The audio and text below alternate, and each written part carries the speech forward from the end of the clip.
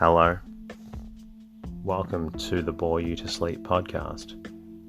The podcast that will hopefully help you get to sleep.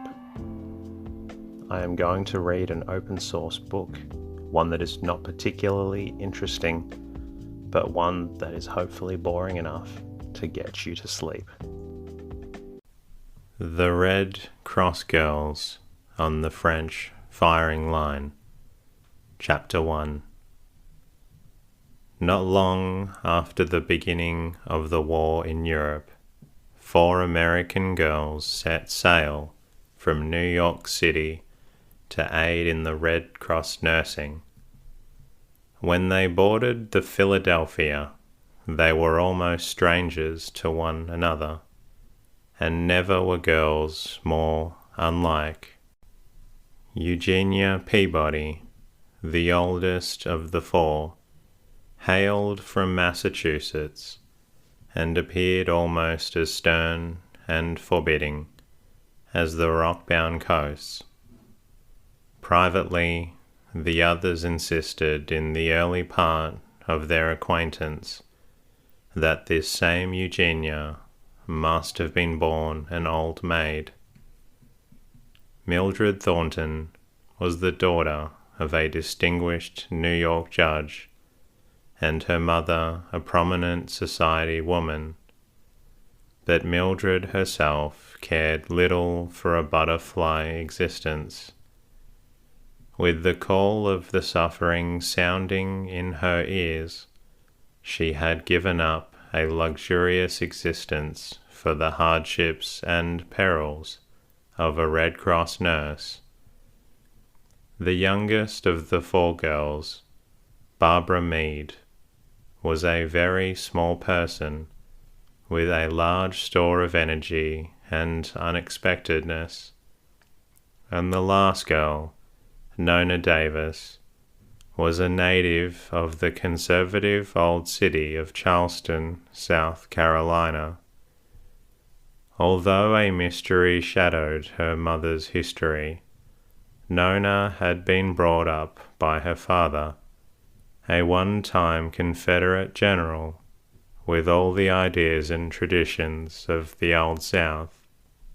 Yet in spite of these contrasts in their natures and lives, the 4 American Red Cross girls had spent more than 6 months caring for the wounded British soldiers in the Sacred Heart Hospital in northern France. With the closing of the last story, the news had come that the headquarters of the hospital must be changed at once. At any hour, the German invaders might swarm into the countryside.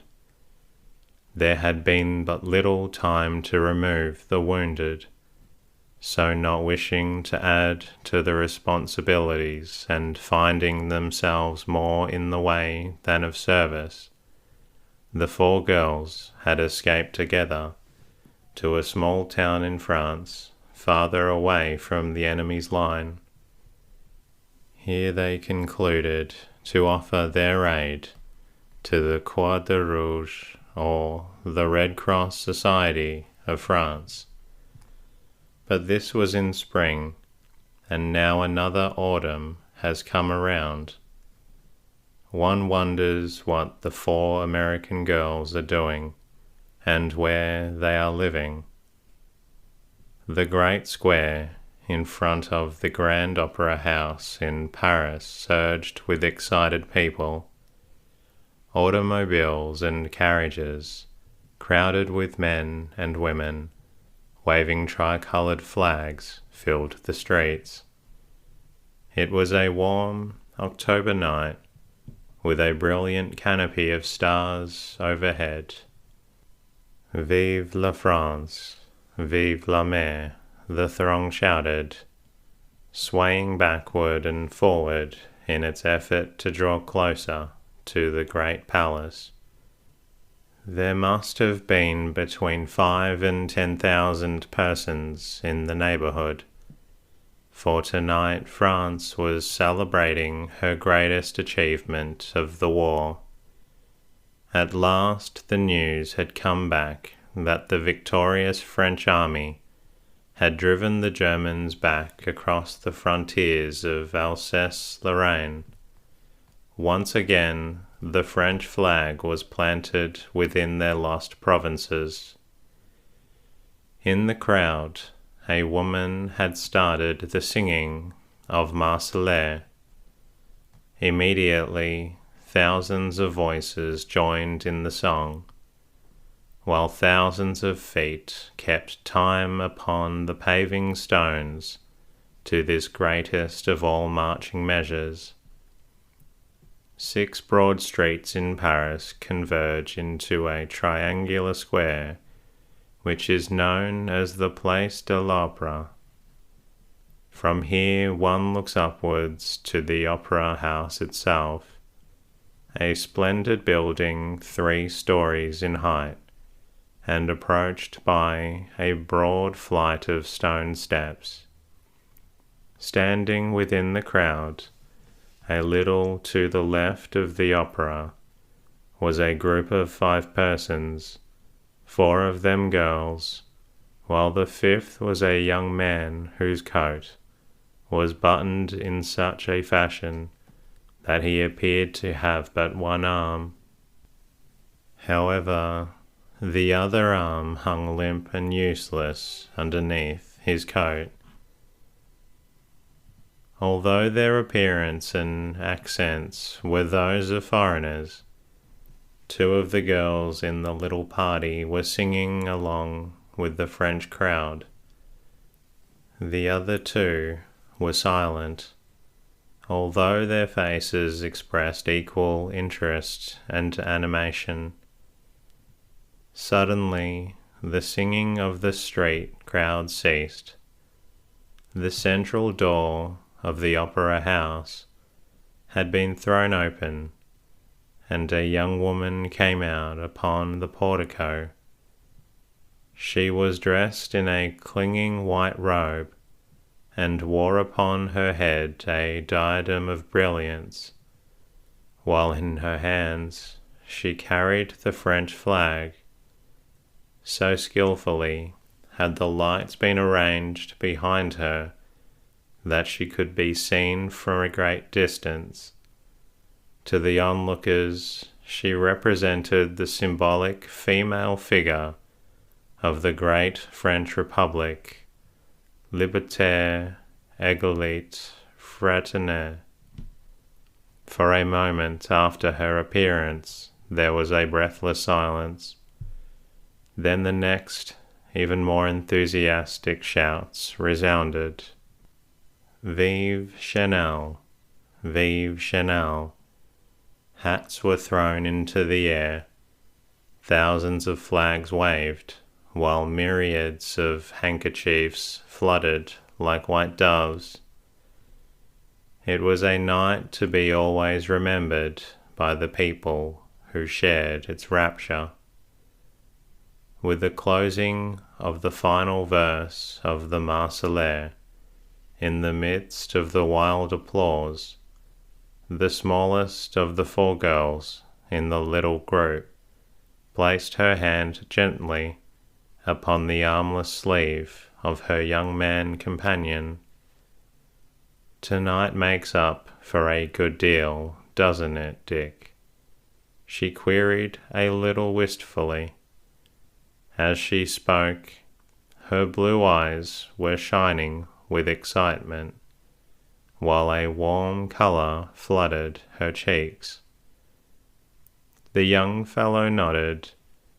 "It is the greatest spectacle I ever saw, and one we shall never forget," he replied. "Yet there will be a greater night to come when this war is finally over, though when that night will be, no one can foretell." Dick Thornton spoke gravely and seemed weary from the evening's excitement, but then something of what he had passed through in the last 6 months showed in other ways than in his empty coat sleeve. Without his knowledge, the girl who had been speaking continued to study him for another moment.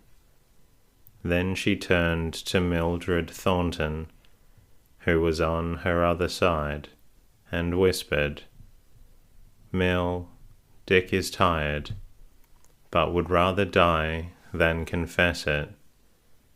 Can't you think of some way to get us out of this crowd before the breaking up begins? The jam then will be awful, and we may not be able to keep together." Up to the instant of Barbara Meade's suggestion, Mildred had forgotten all personal matters in her interest in the music and the vivid beauty of the scene surrounding them. Now she too glanced toward her brother. "Dick," she suggested at once, "don't you think we had best start back toward our pension? Madame Chanel is to sing an encore, and I'm sorry we must miss it, but I really think it would be sensible to go." With the closing of the Marseillaise, the celebrated singer had disappeared. Now in the midst of Mildred's remark, she returned to the balcony of the Opera House. No longer was she wearing her crown of brilliance, nor carrying the immense French flag. Instead, her head was uncovered, showing her dark hair and eyes, and the flag she bore was British, not French. Then she began singing in English, but with a delicious French accent. "It's a long way to Tipperary, it's a long way to go." The crowd joined in the chorus. There were soldiers on the street who had returned to Paris on leaves of absence, after learning English from the Tommies in the trenches. Others had only a faint knowledge of a few English words, but everybody sang, and because some of the voices were French and others English, the effect was all the more thrilling and amusing. Naturally, Dick hesitated for a moment. Then he remembered his own condition. Certainly, he would be powerless to push their way through the great throng.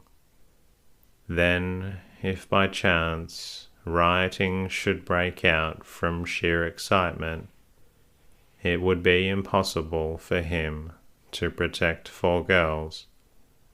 True, the American Red Cross girls were fairly well able to look after themselves in most emergencies, but Dick Thornton did not like the idea of having them put to the test at such a time and under the present circumstances. Mildred at once put her arm inside a young woman's who was standing near her, apparently oblivious of the past conversation. Yet one would have expected Eugenia Peabody to have been first to have made the sensible suggestion over the past few moments. Yet it was Barbara Meade with whom it had actually originated. But Eugenia, too, had been swept off her feet with enthusiasm.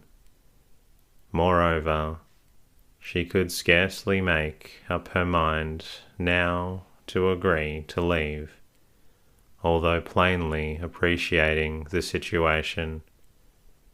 Eugenia looked surprisingly handsome tonight. In the first place, she wore a new Paris frock, which after long insistence the other 3 girls had persuaded her to buy it. It was an inexpensive dress of dark blue cloth and silk, but it was stylishly made and extremely becoming. Above all, Eugenia had at last discarded the unattractive hat in which she had set sail and which she had resolutely worn until this day. The new one had cost only 5 francs, but one should see the character of the hat can be bought in Paris for $1. Eugenia, it is true, had begrudged even that small amount for her own adornment, until Nona and Barbara had refused to appear upon the street with her still in her ancient alpine. However, although she rebelled against the unnecessary extravagance, so far Eugenia had not regretted her purchases. At the present moment, she was standing next to Nona Davis and turned to her to speak. "Nona, I am sorry when it's all so wonderful, but we must start back to the pension at once. Please come on," she insisted authoritatively, and Eugenia had every reason to believe that Nona heard her last words and agreed with her. She even thought that Nona moved on a few paces behind her. Moreover, this is exactly what she did. Nevertheless, Nona afterwards insisted that her act must have been purely involuntary, since she was not conscious of having heard or obeyed her companion. If the little group of 5 Americans had been enthralled by the night's excitement, it was Nona Davis who was most completely swept off her feet. Never had she given or even dreamed of such beauty and glamour as this gala night in Paris offered. So little even of her own land had Nona seen. Nothing save Charleston and the surrounding neighborhood, and the view from her car window on her way to New York City. A few days in London had been overhung with the thought of work ahead.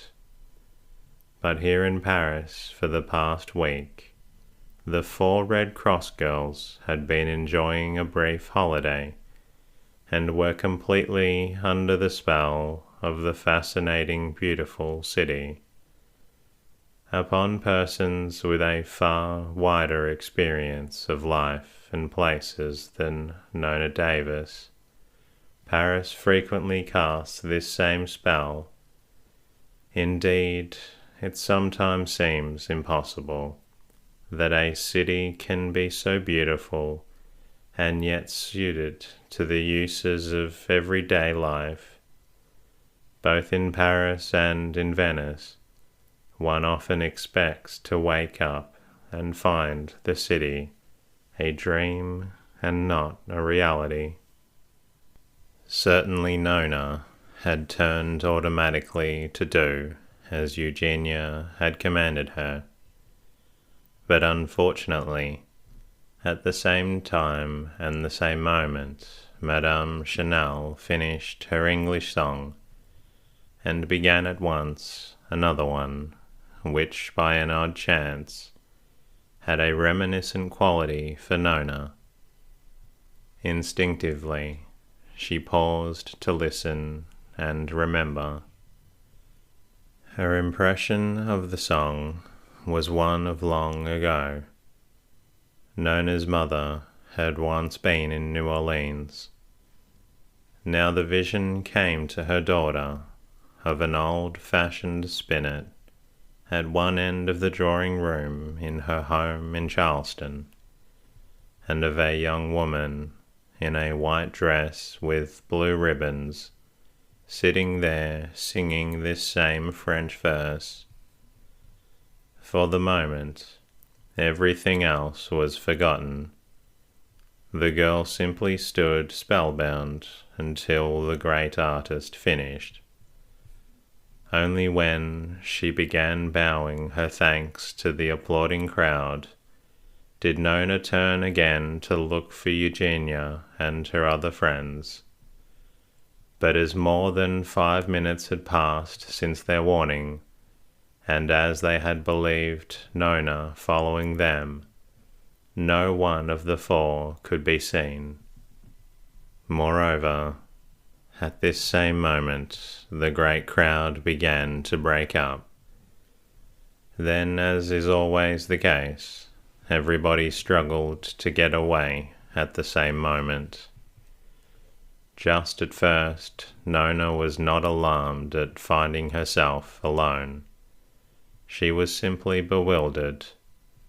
However, because she knew endeavouring to stand still while everyone else was moving, she was constantly being shoved from side to side. Her first intention was to remain in the same place for a few moments. Then Dick or one of the girls would probably return for her. However, she soon appreciated that no human being could push their way back through the thronging multitude. Moreover, she too must move along or be trampled upon. Fortunately, the fact that she was alone did not seem to have been observed, for although the people in her neighbourhood were not rough and ugly, as an English or Teutonic crowd might have been, nevertheless, Nona knew that for a young girl to be alone at night in the streets of Paris was an unheard of thing. Besides, later on the crowd might indulge in noisier ways of celebrating the German defeat than by listening to the singing of the great prima donna. What had she best do? As she was being pushed along, Nona was also thinking rapidly, although somewhat confusedly. She had not been on the street alone since her arrival. Both Mildred and Dick Thornton were familiar with Paris, and had been acting as the others' escorts. Their little French pension happened to be over on the other side of Paris. Fortunately, Nona remembered that she could find a bus near the Madeleine, the famous church not more than a dozen blocks away from the neighbourhood of the opera. But how to reach this destination, and what bus to take after her arrival? There were problems still to be dealt with. First of all, she must keep her forlorn condition a secret from observers in order not to be spoken to by an impertinent stranger. Naturally, Nona appreciated that it was all impossible for all Frenchmen to be equally courteous. Therefore, one of them might misunderstand her present predicament. However, as there was nothing else to do, she continued moving with the crowd. In the meantime, she kept assuring herself that it was absurd to be so nervous over an ordinary adventure. Think what experiences she had so lately passed through as a Red Cross nurse. But if she had only been wearing her nurse's uniform, always it served as a protection. Yet naturally, when one was off duty and merely a holiday visitor in a city, it was pleasanter to dress like other persons. Like Eugenia, Nona was also wearing a new frock. Hers was of black silk with a hat of black tulle, making her fair skin more conspicuous by contrast. Certainly, she would be apt to attract attention among the darker, more vividly coloured French girls. But Nona had gone half the distance to the Madeleine before she was annoyed.